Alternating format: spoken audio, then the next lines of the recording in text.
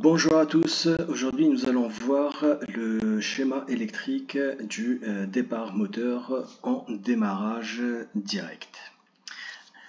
Avant de commencer, je vous invite à regarder la leçon 9, la leçon 17, la leçon 18 et la leçon 19. Pour ceux qui ne maîtrisent pas très bien les schémas électriques, je vous invite vivement à les regarder parce que vous allez avoir des informations complémentaires et indispensables. Donc ici, sur le schéma, ici, on n'a que la partie puissance. Donc ici, sur la partie puissance, bien évidemment, on va commencer avec l'alimentation. 3 phases, L1, L2, L3. Qui arrive par le réseau EDF, par votre fournisseur d'électricité.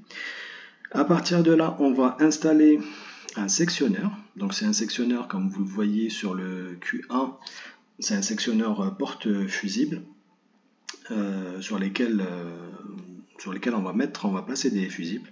Donc faites très attention parce que la nature de ces fusibles là, ce sont des fusibles AM, les verts. Et on a dit que les fusibles AM protègent uniquement contre les courts-circuits.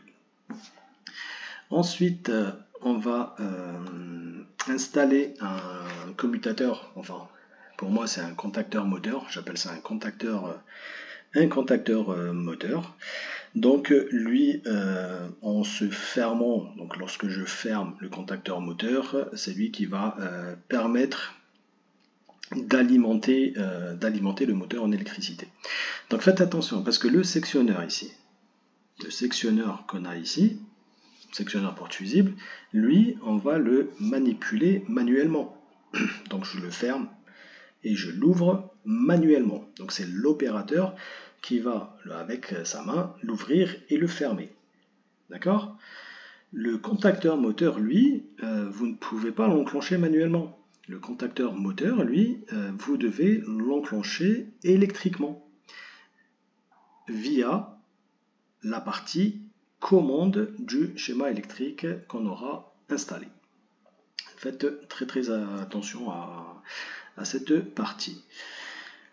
Ensuite, ici, on va installer le relais thermique. Et le relais thermique, lui, il protège uniquement contre les surintensités.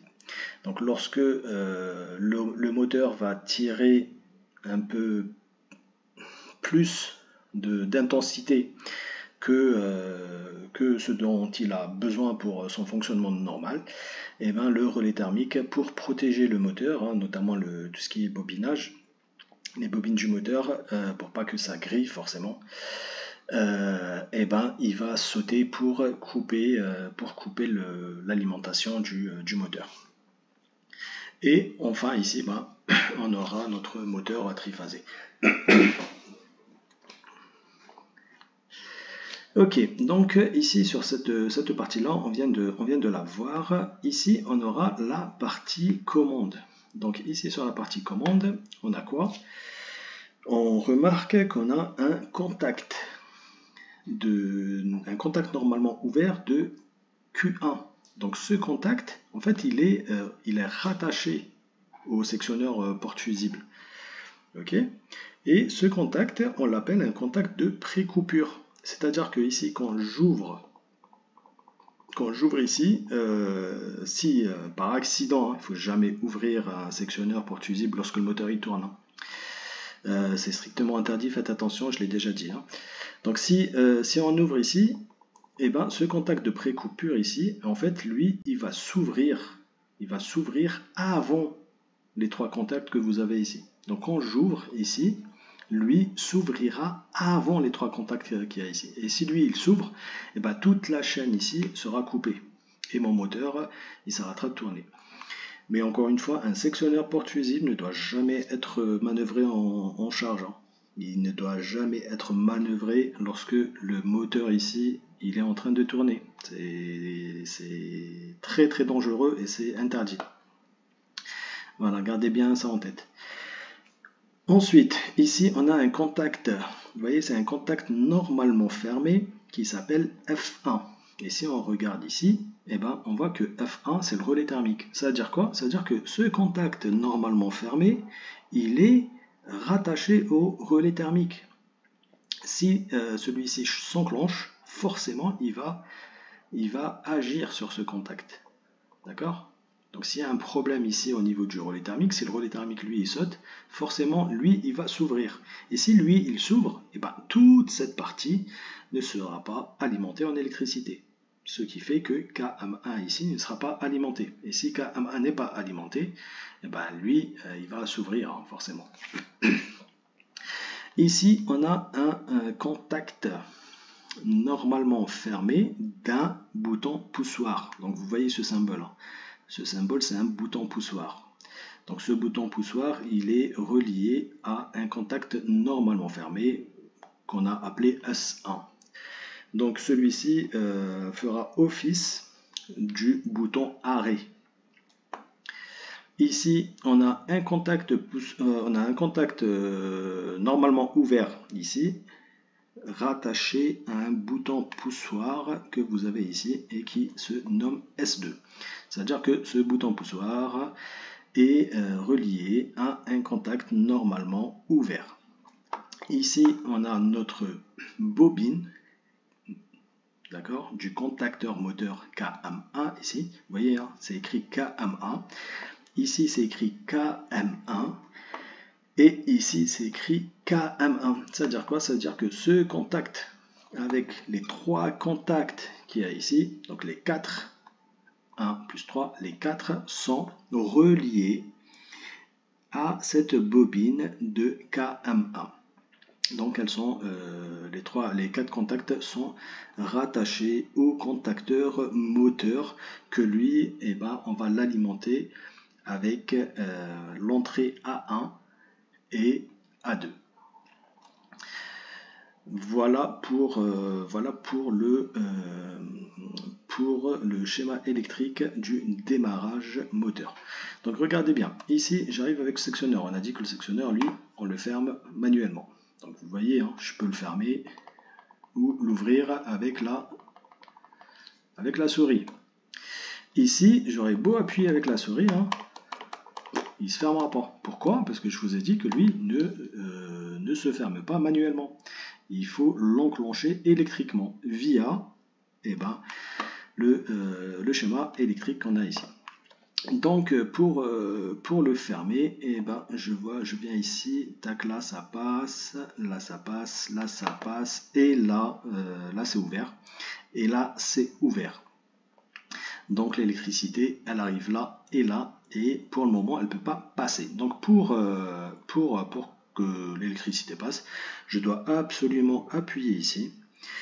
Et si vous avez regardé, comme je vous l'ai demandé, la leçon 19, vous saurez que ce contact ici, c'est le contact de l'auto-maintien du KM1. D'accord? Donc ça, c'est le contact KM1 normalement ouvert qui fera office du contact auto-maintien de la bobine que j'ai ici.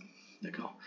Donc je vous ai expliqué que si je n'ai pas ce passage avec ce contact qui est rattaché à KM1, l'auto-maintien il ne peut pas se faire, hein, c'est impossible. Okay. Donc là on va fermer, j'enlève mon doigt de S2, il va s'ouvrir, mais le contact de l'auto-maintien va assurer la continuité de l'alimentation du KM1 ici, et le moteur il continue à tourner. Okay. Donc maintenant pour couper la rotation du moteur, il y a sur ce schéma électrique, hein, il y a 2 cas possibles. 2 cas, hein, pas 3. Hein. Parce qu'il y en a qui vont me dire oui mais celui-là je peux l'ouvrir. Non, celui-là on ne l'ouvre pas à la main, c'est interdit, d'accord? Celui-là on ne l'ouvre pas à la main quand le moteur il tourne. Donc celui-là c'est hors de question. Ok. Donc pour couper le moteur, j'arrive ici, ça passe, là j'ai un contact normalement fermé du relais thermique, donc si j'ai un problème de surintensité au niveau du relais thermique, et ben lui il va sauter. D'ailleurs c'est ce qu'on va faire, la simulation d'une surcharge. Donc là on va simuler ici une surcharge. Donc là je simule une surcharge, voilà, ça monte, hop, et le contact s'ouvre. Donc si le contact s'ouvre, forcément ici, ça va le couper. Ok. Donc là je le remets, on va remettre une surcharge, on va refaire la simulation de la surcharge, vous allez voir, hein, bah, ça va monter, la chaleur va monter, et après ça va faire sauter le relais thermique.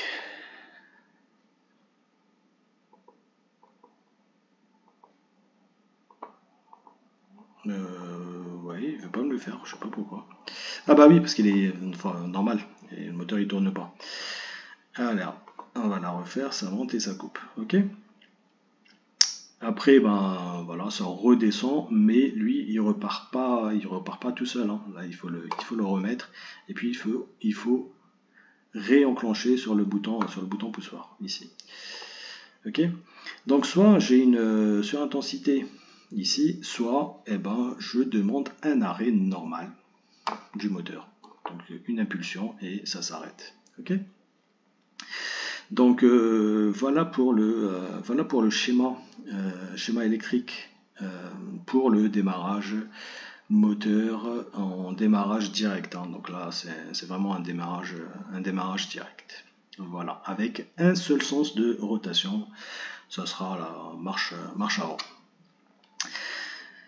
Voilà, et merci d'avoir suivi la vidéo, et si vous avez des questions, comme toujours, n'hésitez pas à me les poser en commentaire. Allez, à très bientôt. Ciao.